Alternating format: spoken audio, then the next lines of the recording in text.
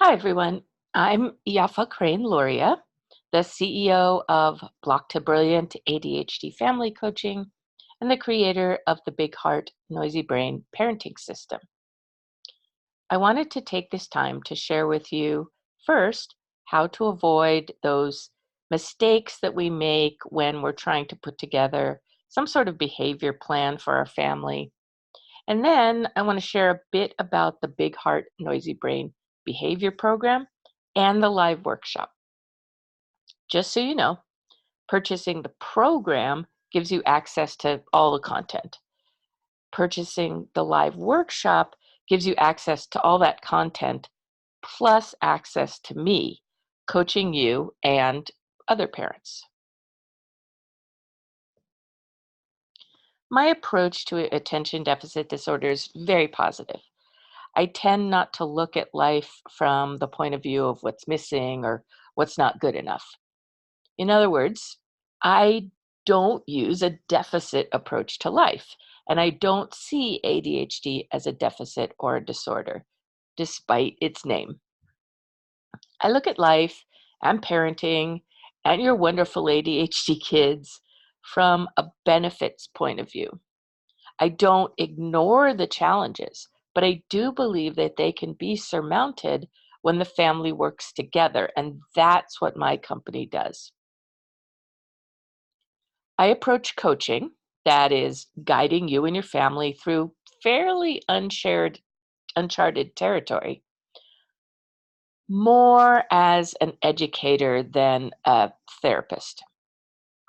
I see my role as one of teaming up with you to teach specific skills that help you parent an ADHD child better and will help your child navigate the world better. You'll find that many of my suggestions and strategies are not run of the mill. This program is not simply a template that you lay over your family, trying to fit yourselves to the program. Rather, you mold the program to fit your family. You weren't created with a cookie cutter, so why should you settle for any program that doesn't recognize your family as unique? I specialize in extraordinary solutions because your families are extraordinary. People ask, who are you really? And why do you do what you do? Well, for the sake of honoring your time, I'll keep it super brief. You can read more about me and watch a video of my ADHD journey if you go to yafaluria.com. So YAFALURIA.com, or you can go to the About Yafa page on my website, blocktobrilliant.com. So first of all, I am really who you'll experience in this class. I am who you're experiencing right now. I'm super down to earth, friendly, trustworthy, and I love having ADHD. If I could do it again, I would. I think what's most interesting is that as a child, I was rambunctious, confused, lonely, an out of control know-it-all, not friendly and not trustworthy. Pretty much nothing like you see today. I've done a lot of healing. Now, for those of you that think, well, I should be able to parent smoothly because I've read all the books, I am smart, and I do fine with the other kids in the family.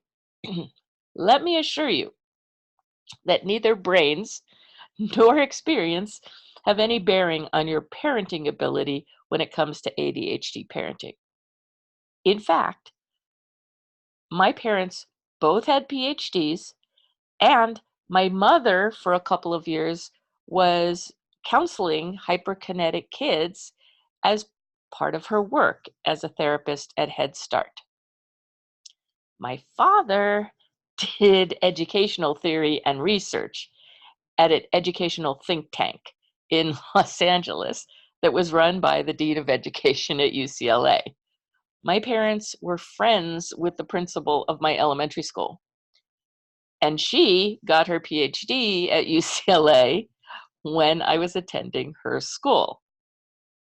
That school was also directed by the Dean of Education at UCLA. So you see, I was surrounded by familiar teachers, educational administration, doctoral students, therapists, and researchers, and no one knew what to do with me. So now that you see that miracles are possible, let's get to creating some of those for you. In today's class, we're going to touch on 3 typical mistakes that many parents make. Now, please understand, I am not accusing you or blaming you. That is not my style. We have been taught incorrectly, especially if we have ADHD children or teens. That's a whole different kettle of fish, and it takes unconventional strategies to parent unconventional kids. That's what the big heart, noisy brain system provides for families. Okay, on to those mistakes. First, most families don't have clear behavior guidelines. They haven't consciously decided what rules and consequences make sense and which don't. I call this random parenting. Random parenting happens when a parent is confused, insecure, frustrated, overwhelmed, or angry. Random parenting doesn't work for children, but it especially doesn't work for ADHD children. And it makes parent follow through difficult because random parenting happens haphazardly. There isn't a specific creation process. You can find yourself held hostage by your own behavior choices. Remember that one challenge for people with ADHD is executive function. So if you think of yourself as an executive assistant, now you're going to want to hire someone who is logical, efficient, and dependable. That's who you want to be. But when we raise our kids with random rules and consequences, we're not being logical, efficient, or dependable. Random basically means confusing, inefficient, and untrustworthy, unreliable. So think about that. Not only are we thwarting our kids' learning, but we're also not being that rock that our kids need. Again, this isn't your fault. Typical or even atypical parenting theories don't understand the nuances of parenting an ADHD child.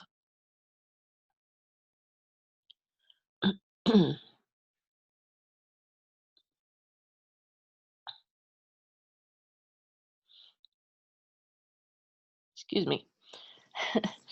um, they don't understand the nuances of parenting an ADHD child, not to mention the co-occurring conditions or diagnoses.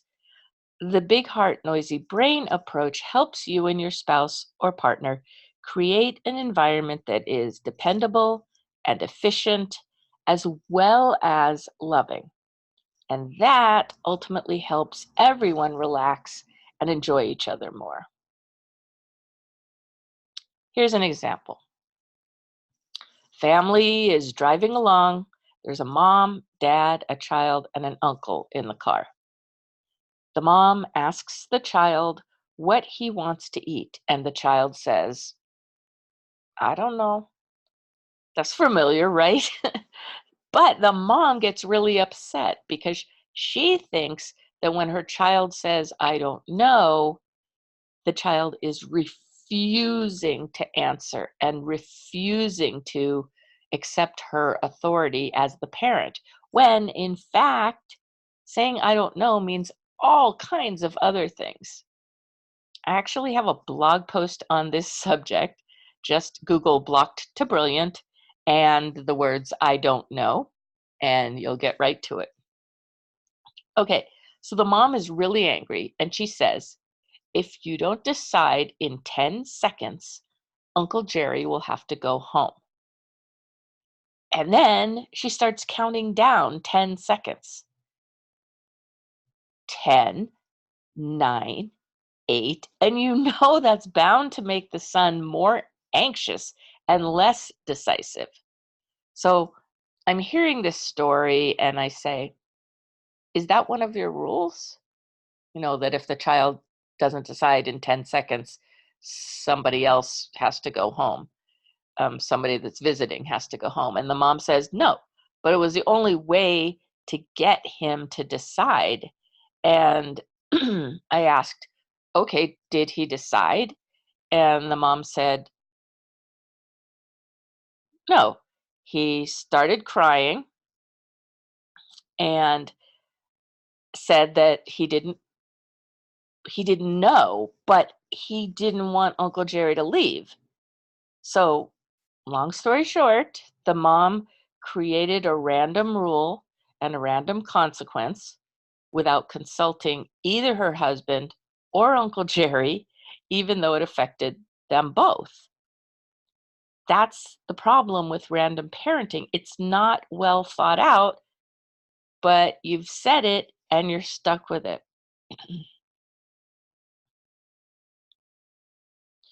Instead, the mother or father could have said, we're going to X restaurant, period. Or we can go to X, Y, or Z restaurant. Which do you prefer if you're wanting to give the child a choice?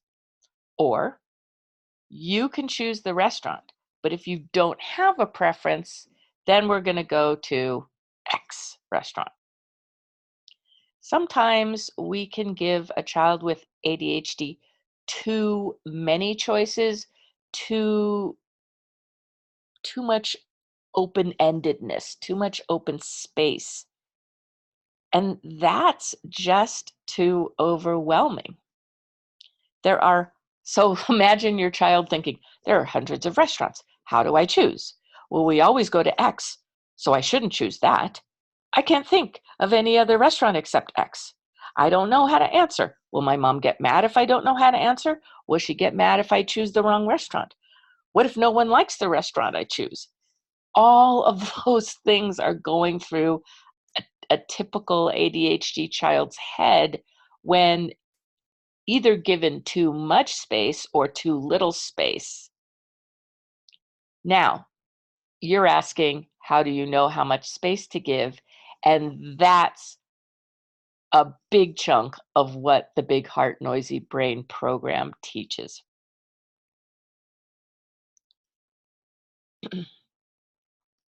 Second, we've been taught that control is important in order to mold our children into productive citizens. We think that helps them build their own successful life. But then we feel like failures when our kids say, I'm not doing that, or make me. We need a parenting program that will address our kids' needs, address their pushback and emotional responses, and a program that understands who our kids really are.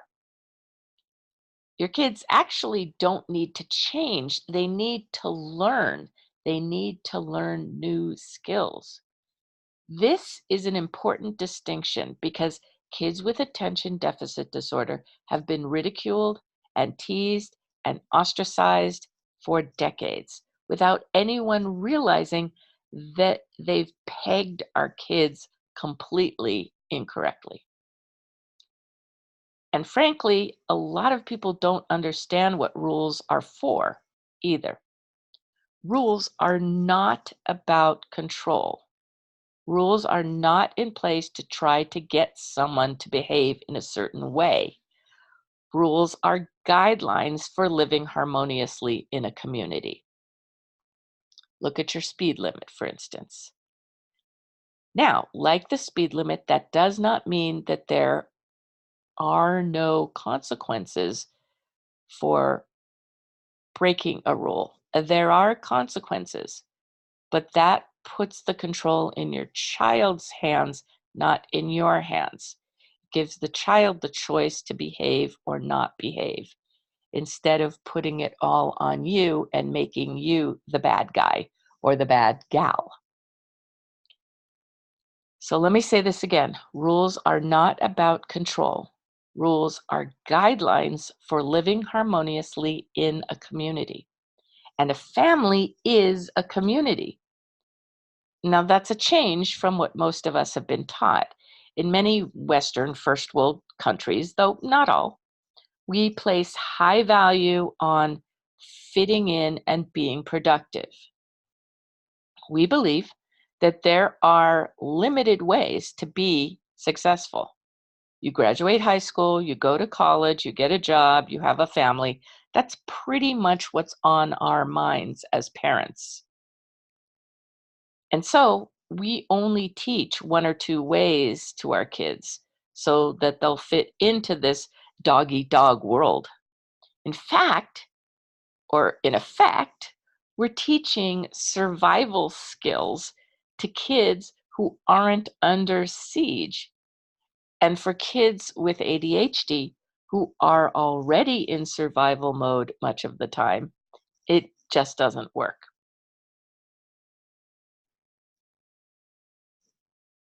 Here's another example from another family. So the 15-year-old son has been completely uncooperative. He's not doing his work, not being respectful, and he's very critical of his parents. So one day, the mother walks into the family room and says, "Here's our plan for the weekend." And the mom begins to explain the plans to her son. The son says, "Stop talking. I don't care." And the mom is furious and decides randomly, without consulting me, that the solution is to not tell the son anything. And then if the son misses out on their weekend fun, it serves him right. He'll be stuck at home. He'll miss out. So the parents are telling me this, and I say, I hear that you're angry, and I totally get that. No one should ever be spoken to that way. I just don't think that revenge is really effective. And when they hear me say that, they agree. As parents, we're supposed to be the adults. We just don't have the luxury of a public temper tantrum, even though it may seem justified. These parents wanted to have control, and the son was, in their opinion, taking it away from them. See, that's the problem with control. It breeds malice and resentment and disrespect and revenge. Control always pits one person against the other by definition. But who wants a family like that? There are better ways to convey important information. For instance, one way would be to write it on a piece of paper and give it to the son. They could text it to him, or they could, in essence, make an appointment to talk to their son, saying, "Sorry to interrupt. We have something important to talk about. It will only take 5 minutes. When is a good time to talk?" Here's the deal. When you're dealing with someone with attention issues and then you interrupt them or distract them, it's super disorienting. And that son was already disoriented and had been disoriented for months. So he lashed out because it triggered that feeling of failure and uselessness and hopelessness.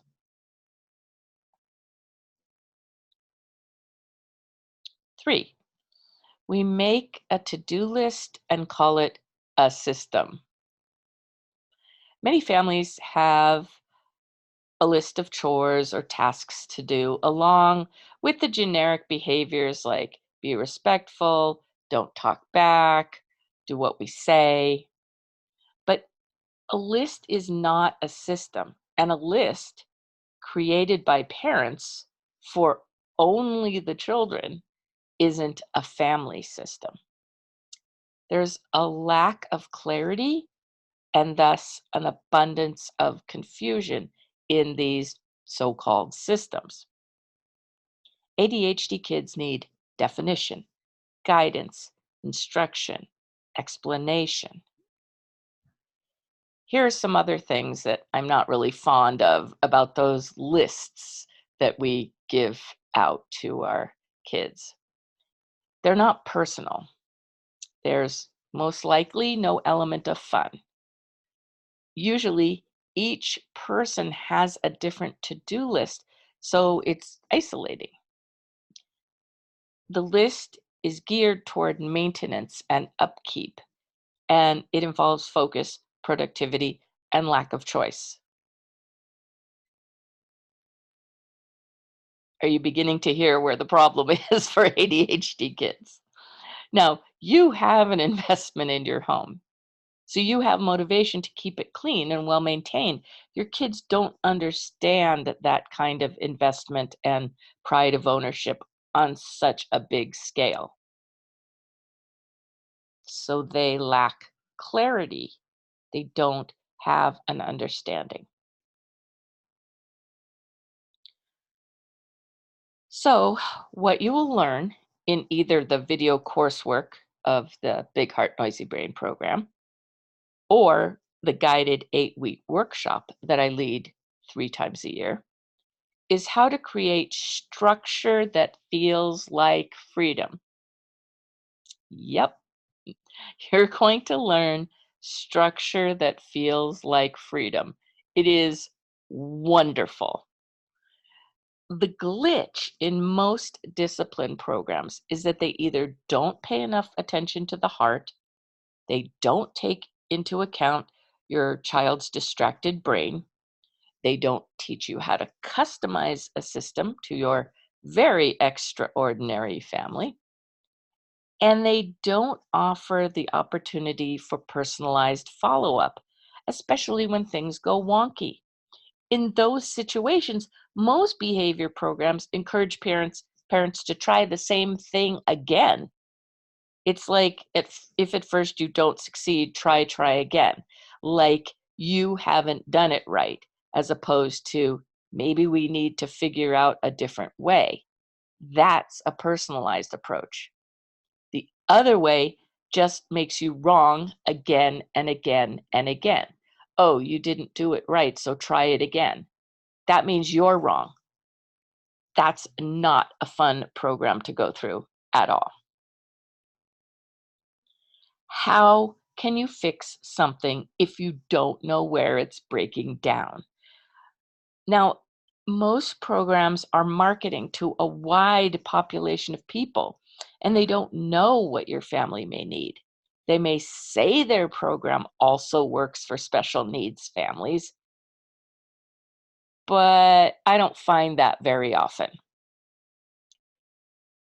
Big Heart, Noisy Brain will work for any family, but it's specifically designed to meet the needs of ADHD families of any configuration, whether your family has one parent or 3 or 4 parents, whether your child has one or several co occurring conditions, whether the parents are straight or LGBTQ. And that includes not just personal characteristics, but also things like what is your daily schedule? How does your religion impact your schedule or your needs? Do the parents work full time? Has there been any serious illness or tragedy in the family? All of these things and more inform who you are and how you behave. Shouldn't your uniqueness be honored and accommodated instead of having to yet again try to make your extraordinary family fit into an ordinary or generic system? So, let me give you a couple of examples from other families that I've worked with. Okay, so I worked with a family whose child took a ferry to school, ferry boat. That's extraordinary. She was 12 years old. And she wasn't alone. There were other kids that took the ferry also. But obviously, safety was a big concern. So we created the rule that this child had to text the parents when she got on and off the ferry, both directions. She also had to text the parents when she was leaving school and when she got to school, when she left home and when she got home. Likewise, though, the parents who both worked full time also had to text everyone in the family, all the kids. This was a family rule that everyone needed to text their whereabouts so that everyone in the family could feel safe. Because, in particular, it made this 12-year-old girl feel more safe and secure knowing where her parents were at any given time. Often, we will create a rule for our child, not realizing that our child may need us to have the same rule. And that is a key difference in the Big Heart Noisy Brain program. We're looking at both their brain and their heart. In another family, part of their extraordinariness was their very large, very tall, imposing figure of a 16-year-old son who had been diagnosed with ADHD, high functioning autism, and oppositional defiant disorder. Now, in this family with smaller kids, younger kids, and a petite sized mom. Now, how many programs are going to take into consideration the size of the parents compared to the kids? But that matters. And that's the difference between the Big Heart Noisy Brain program and other programs. That's one of the differences. So we had to add in the rule that if he had a complaint or a criticism which got him worked up, which given his diagnoses was a very common occurrence, when he got worked up, he wasn't allowed to get closer than 2 feet from the person he was addressing, so as not to disarm them with his imposing size. Now, in many families, in virtually all families, I suggest having a no physical intimidation rule or no unwanted physical contact. But think about this kid's diagnoses. He has high functioning Asperger's, he has attention deficit disorder, he has oppositional defiant disorder. He needs to know that there are specifically two there is a specific 2-foot boundary. This particular young man needed a clear cut boundary so that he could learn to manage his big heart and noisy brain. If you say to the child, back up, you're too close, or don't get too close, that's different for every person. What you think is too close might be different than what I think is too close. So we came up with and what this young man, might think is too close. So we came up with a specific rule because he needed the specifics.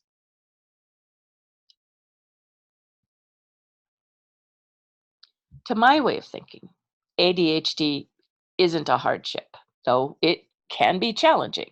But aren't so many great things challenging? Your children are not non-bloomers. They will bloom. They are late bloomers and they need time. How to parent, given all the myriad ways we are extraordinary, is why I believe that having a child with ADHD is your invitation to step up to your greatness so that you can help your kids step into their greatness. With targeted effort and personalized strategies, You can empower everyone in your family without without overpowering anyone else. Now, do you have questions? I love questions. Send me your questions. I love hearing from you. You're not bothering me. um, Here are a couple of ways to reach me, but the best way is for you to email me. But here's my phone number also. Um, Below, you're going to find links to the 2 ways that you can enjoy the Big Heart Noisy Brain parenting program. And I do hope you'll join in. Your commitment will increase your parenting effectiveness and your child's lifelong effectiveness and your family closeness for years to come. And that is a great thing. This is Yafa Crane Luria, sending big hugs and love to all of you.